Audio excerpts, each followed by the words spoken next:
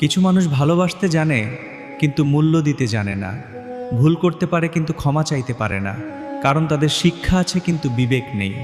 ঠকে গেলে আফসোসের কিছু নেই, ঠকার জন্য নিজের মধ্যে অনেক গুণ থাকা লাগে। যেমন ভালো মনের মানুষ হওয়া লাগে, নিষ্পাপ চিন্তাভাবনার মানুষ হওয়া লাগে, মন থেকে বিশ্বাস করতে আর ভালোবাসতে জানা লাগে।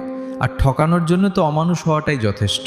যখন তুমি দরিদ্র থাকবে তখন কেউ তোমার খোঁজ নেবে না, যখন তুমি কঠোর পরিশ্রম করবে তখন সবাই হাসবে, আর যখন তুমি সফল হবে তখন সবাই খোঁজ নেবে। এটাই বাস্তব। তাই লোকে কি বলবে ভাবা ছেড়ে দাও আর নিজের স্বপ্নের উপর কাজ করো।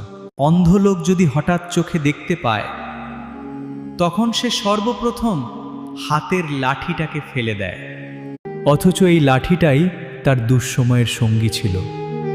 আসলে প্রয়োজন ছাড়া কেউ কাউকে মনে রাখে না।